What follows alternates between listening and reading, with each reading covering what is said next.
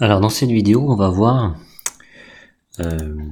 pour réaliser en fait donc un des outils de l'AFS, par exemple l'analyse du besoin, donc avec ce bêta-corne, on va voir les fonctions principales pour pouvoir réaliser donc ce schéma rapidement. Donc je vais le réduire et je vais ouvrir un nouveau Word. Je vais utiliser le Word du PC. Voilà, je vais me recentrer et je vais faire document vierge. Donc voilà. Donc je peux passer d'une page à l'autre et je regarde la forme qu'a donc le diagramme bêta-corne et on va essayer de le reproduire. Voilà. Donc ici, pour cela, je vais utiliser donc la fonction insertion et dedans je vais aller chercher les formes. Et là vous voyez qu'il y a tout un panel de formes qui est disponible. Donc je vais commencer par représenter les deux ellipses là, celle de gauche et celle de droite. Donc je choisis tout simplement l'ellipse, voilà. Je la positionne ici. Par défaut elle est bleue. Je vais la changer. Donc je peux la paramétrer. Donc là c'est le fond. Donc il est bleu. Je peux la mettre en orange. Je peux aussi la mettre en blanc. Voilà. Donc moi je vais m'amuser un petit peu. Je vais la mettre en bleu ciel. Et si je veux la copier parce qu'elle me plaît, alors je peux aussi changer le contour. Le contour, vous voyez, c'est tout le contour de l'ellipse. Je peux l'épaissir. Voilà. Je peux la changer de couleur.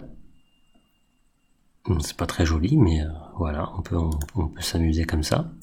Et si mon ellipse me plaît, j'ai la possibilité. Alors, on peut même aussi la mettre en 3D. Hein. Vous pouvez regarder les différentes options.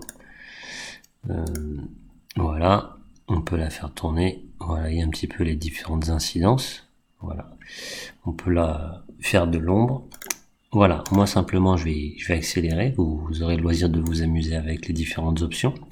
Si je veux par exemple copier cette ellipse qui me plaît et la mettre à droite, j'ai la possibilité de faire un CTRL-C, CTRL-V, voilà, et ensuite je la déplace. Autre commande raccourcie avec le copier-coller, le clic droit fonctionne très bien, copier, clic droit, coller l'image, d'accord? Voilà, donc ça c'est aussi notre possibilité. Je vais l'enlever. Sinon, avec la souris et le clavier, je sélectionne ma figure, j'appuie sur CTRL du clavier et je déplace ma cellule qui arrive copier. Voilà. Donc moi, par exemple, dedans, si je veux ajouter du texte, je la sélectionne, je fais un clic droit et je vais pouvoir y ajouter du texte. Donc je vais écrire par exemple bonjour. Voilà. Sa petite sœur à droite, ce sera le même principe. Si vous voulez sauter une ligne, vous appuyez sur Entrée.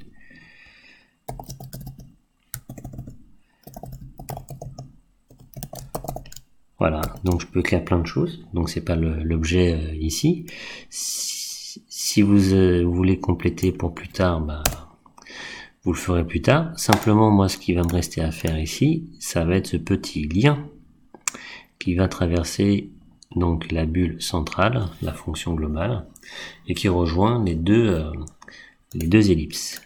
Donc pour cela, je vais toujours dans la palette insertion, forme, et j'ai plusieurs possibilités. Donc je peux faire un arc ou je peux faire une courbe.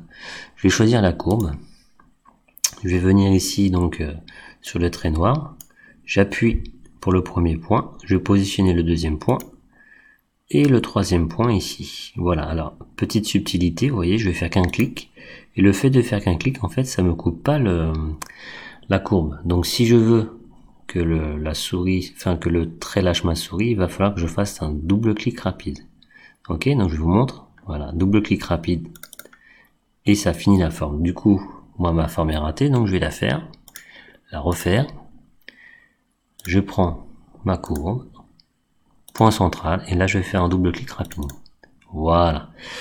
Ensuite, possibilité de personnaliser ce trait. Vous voyez, il est pas suffisamment épais par rapport à ce qu'on a à côté, donc je vais l'épaissir. Voilà. Possibilité de changer la couleur, comme tout à l'heure. Je vais le mettre en noir. Voilà. Donc là, on commence à voir le dessin qui commence à se réaliser. Possibilité donc ensuite de positionner une autre bulle au centre. Donc regardez, Je peux la copier celle-ci, comme j'ai fait tout à l'heure avec la touche CTRL. Je peux lui donner une forme un peu plus ronde, voilà. Et le problème, c'est que cette bulle-là, comme elle vient d'arriver, elle passe sur le trait précédent.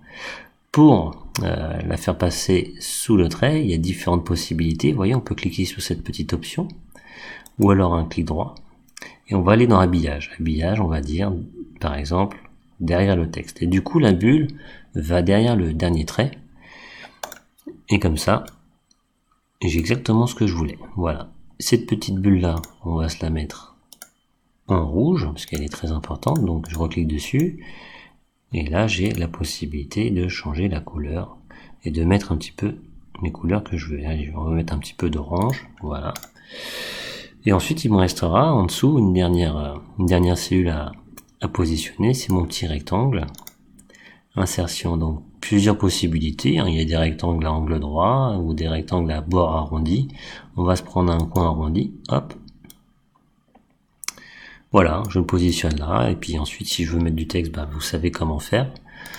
Je vais élargir un petit peu les bords, pour être cohérent avec ce qu'on a fait tout à l'heure. Voilà. On va changer de couleur. On va mettre un peu de vert. Voilà, on a un beau clown ici, et donc, il me reste un petit trait à faire. Vous voyez, celui-ci. Donc, je vais essayer de faire un trait qui y ressemble. On va insérer donc encore une forme. Je vais pas prendre un arc, je vais prendre une courbe, pardon. Je prends ma courbe, je la fais partir de là, je la fais tourner ici, voilà, et je la fais terminer ici. Alors attention, double clic, voilà. Je vais l'épaissir en noir. Et donc, à la fin, il me faut une flèche. Donc la flèche, comment faire? Tout simplement, on sélectionne le trait. Il est déjà sélectionné. Clic droit. Et on va voir ce qu'on peut faire. Si on allait dans format de la forme. Format de la forme, qu'est-ce qu'il va nous proposer? Et voilà. Donc il y a plusieurs options. Il faut regarder, il faut être curieux. Et là, on nous propose un type de flèche initiale et un type de flèche finale. Si on part d'ici l'initiale, la finale sera ici. On va essayer. Donc moi, je vais aller changer le type de flèche finale. Je vais me choisir une flèche bien élancée comme ceci, et voilà, donc j'ai ma flèche qui vient se positionner là. Voilà, vous n'aurez plus que donc pour le 32 à compléter vos cellules si vous avez besoin de faire une analyse du besoin. Voilà, c'est à vous de jouer, bon courage.